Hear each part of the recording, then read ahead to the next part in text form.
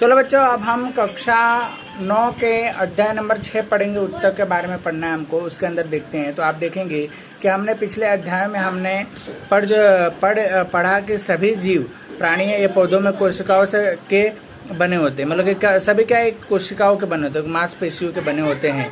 एक कोशिका सजीवों में मौलिक कार्य एक ही कोशिका के द्वारा होता है। मतलब एक ही कोशिकाओं के क्या वो बने होते हैं, ऐसा माना जाता है।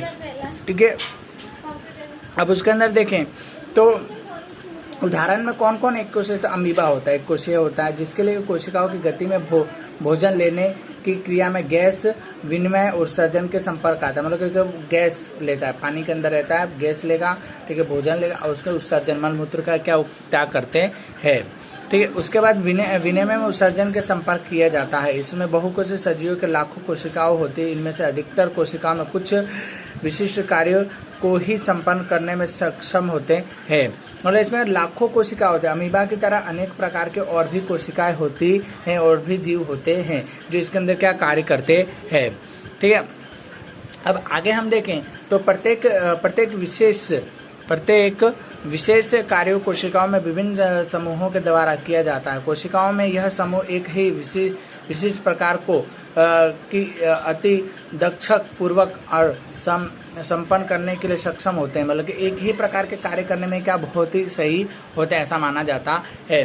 मनुष्यों में पेशियाओं कोशिकाओं के फैलते और सिकुड़ी है जिसमें से गति होती है। तंत्रिका तंत्र में कोशिका संदर्भ में वाहक होते हैं। मतलब कि तंत्रिका तंत्र में होते हैं, उनकी जो तंत्रिका होती है, अंदर की जो नसें होती है और मांसपेशियां होती है, हड्डियां होती है, चर्बी होती है, उनके अंदर ये कार्य करते हैं जिसके अंदर खून होता है, ऑक्सीजन होता है, भोजन होता है, हार्मोन होते हैं। और इस प्रकार के सारे क्या उसके अंदर क्या स्थापित होता है। पौधों में वाहक निलयों से संबंधित कोशिकाओं का भोजन पानी को एक जगह से दूसरी जगह ले जाते हैं। मतलब क्या होता है कि जो जड़ें होती है, जड़ों से द्वारा क्या पानी और हवा एक जगह से दूसरी जगह ले जाया जाता है। ठीक है, अंतिम बहुकोषीय जीवों में श्रम विभाजन होता है। मतलब श्रम विभाजन अलग अलग बांट दिया जाता है। शरीर के अंदर ऐसी कोशिका जो एक तरह के कार्य को संपन्न करने में होते हैं। मतलब इसके अंदर का एक ही प्रकार के जो कार्य करना होता है उसके लिए क्या संपन्न करने में इसके क्या उपयोगीशील माना जाता है। ठीक है, अंत बहुकोषीय जीवों में श्रम विभाजन होता है। शरीर के अंदर में ऐसे कोशिकाओं के एक ही तरह के कार्य को संपन्न करने में दक्षक होते हैं। सदैव से ये समूह होते हैं। इसमें से ज्ञात होता है कि शरीर के अंदर में एक निश्चित कार्य के निश्चित स्थान पर कोशिकाओं का एक विशिष्ट समूह का संपन्न किया जाता है। मतलब कि क्या है, शरीर के अंदर ऐसी कोशिकाएं होती है जो एक निश्चित कार्य करने के लिए होती है। मुंह खाना चबाने के लिए, आंखें देखने के, कान सुनने के लिए। इस प्रकार से उस सभी प्राणियों में क्या अलग अलग क्या अंग दिए होते हैं कार्य करने के लिए। ठीक है, यह उत्तक अधिकतम दक्ष के साथ कार्य करने के लिए एक विशेष प्रकार के व्यवस्थित होता है। इसमें रक्त फ्लोएम अर्थात पेशियों का होता है। मतलब कि विशिष्ट प्रकार के होते हैं। हर चीजों के लिए अलग अलग कार्य करने के लिए क्या विशिष्ट प्रकार के दिए होते हैं अंग को। ठीक है, वे कोशिकाएं जो आकृति में एक समान होते हैं तथा किसी भी कार्य को एक स्थान संपन्न करता है, तो समूहों में एक उत्तक का निर्माण करता है। मतलब एक ही समान के कोशिकाएं होते हैं, एक ही समान दिखाई देते हैं, ऐसा माना जाता है। आगे हम देखते हैं 6.1 में क्या पौधों और जंतु एक ही तरह के उत्तकों से बने होते हैं, एक ही तरह के बने होते हैं, उसके बारे में पढ़ा। तो आइए हम विभिन्न उत्तकों के संरचनाओं तथा उनके कार्यों की तुलना में करें और क्या पौधों के जंतुओं की संरचना समान होती है, क्या दोनों स्वरूप कार्य करते हैं, उसके बारे में हमको पढ़ना है। ठीक है, तो आगे हम देखें इसके अंदर तो 1 मिनट हो, दोनों में स्पष्ट अंतर होता है कि पौधों के स्थिर होते हैं और ये गति नहीं करते चूंकि वह सीधे खड़े होना होते हैं। अंततः उनमें बड़ी मात्रा में सहारा प्रदान करने वाले उत्तक होते हैं। यह सहारा प्रदान करने वाले उत्तक मृत कोशिकाओं के बने होते हैं। मतलब इसके अंदर जो पेड़ पौधे होते हैं एकदम खड़े होते हैं एक ही जगह पे, उसके अंदर एक सहारा देने वाले उत्तक होते हैं, हड्डी की तरह होते हैं। जैसे हमारे शरीर में हड्डी होती है उनकी तरह ये होता है जो क्या पेड़ को खड़ा रखते हैं। ये आगे देखिए तो दूसरी ओर जंतुओं के भोजन स्थान आश्रय की खोज में इधर उधर विचरण करते हैं और यह पौधे की अपेक्षा ऊर्जा का अधिक उपभोग करते हैं, इसलिए जंतुओं के अधिकांश उत्तक जीवी माने जाते हैं। मतलब क्या होता है कि दूसरे जो जीव होते हैं, जो दूसरे प्राणी होते हैं, वो क्या होते हैं, घूमते फिरते रहते हैं। किस लिए घूमते हैं? तो खाने की खोज में, और ऊर्जा का क्या अपना व्यय करते हैं, मतलब खर्च करते हैं उसके लिए, खोज के लिए। ठीक है, अब आगे देखते हैं हम लोग। तो जंतुओं के पौधों के बीच में उनके वृद्धि के परिवर्तन के एक विभिन्नताओं और पौधों के विभिन्नताओं के कुछ क्षेत्रों में ही सीमित होता है, जबकि जंतुओं के में एक नहीं होता। पौधों में कुछ कुछ उत्तक जीव भर विभाजित होते रहते हैं। ऐसे उत्तकों को कुछ क्षेत्र में सीमित रहते हैं और उत्तकों की यह विभिन्न क्षमताओं के आधार पर पौधों के उत्तक का वर्गीकरण किया जाता है। मतलब जो प्राणी होते हैं, प्राणी अलग अलग प्रकार के होते हैं, अलग अलग जगह घूमते फिरते खाते हैं। ठीक है, परंतु पेड़ पौधे एक ही जगह खड़े होते हैं और वो खाते पीते हैं और वो सूर्य की रोशनी के द्वारा अपना भोजन बनाते हैं। उसी प्रकार से आगे देखते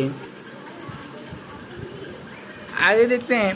तो वृद्ध अथवा तो विभाजित तथा स्थायी उत्तक जंतुओं में से कोशिका वृद्धि अधिक एक स्वरूप होता है। अंतः जंतुओं में से विभाज्य अविभाज्य क्षेत्रों में कोशिकाओं निश्चित सीमा में नहीं होती। मतलब कि क्या होते हैं, एक इनकी कोई सीमा नहीं है। अब विभाज्य अलग अलग बांटे भी गए हैं, एक साथ जुड़े हुए भी है। अब पेड़ों को देखो तो अलग अलग उनके भाग देखने को मिला, कुछ पेड़ों के अलग अलग भाग नहीं, एक सीधे ही होते हैं। ठीक है, मानव में भी अलग अलग भाग देखने को मिलते हैं। आगे देखें तो अंगों और अंग तंत्रों के संरचनाओं के संगठन के जटिल पौधों के अपेक्षा जटिल जंतुओं के अति विशिष्ट तथा सीमित होते हैं।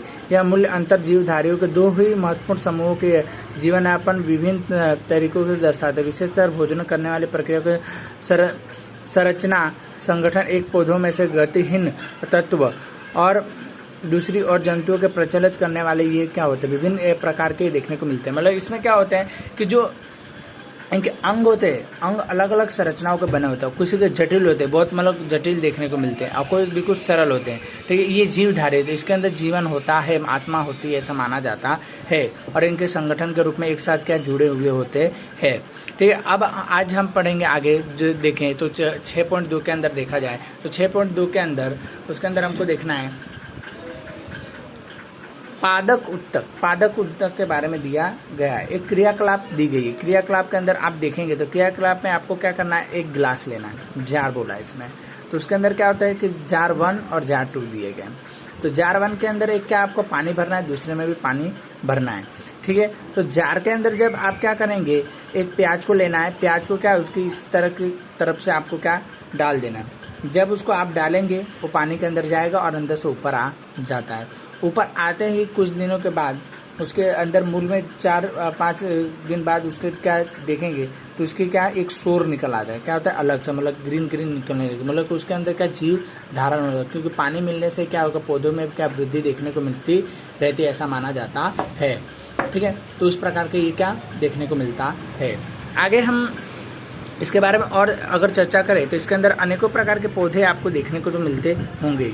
ठीक है, तो इस प्रकार के पौधों के बारे में हमको आगे जानकारी अगर लेनी हो तो आप देखें तो इसके अंदर दिया गया है कि पौधों में वृद्धि और कुछ निश्चित क्षेत्रों में ही होता है। मतलब कुछ निश्चित क्षेत्रों में वृद्धि होगी, मतलब कि इतने ही वो बढ़ते हैं। जैसे आप देखो भिंडी का अगर पेड़ पौधा देखो उतना ही बढ़ेगा, बड़ा नहीं होगा, उसकी क्या मात्रा मानी गई। ऐसे विभाज्य उत्तकों को विभिन्न भागों में बांटने के लिए कारण होते हैं। उसके उत्तकों को विभाजों को कहा जाता है। मतलब अलग अलग बांटा हो तो उसको विभाज्य उत्तक के रूप में गिना जाता है। यह विभाज्य उत्तक के किसी भी भाग में स्थित हो, विभाज्यों के उत्तकों को बोलने वाले क्षेत्र के आधार में शीर्ष के बीच तथा अंतर्राष्ट्रीय भागों में विकृत किए जाते रहे हैं।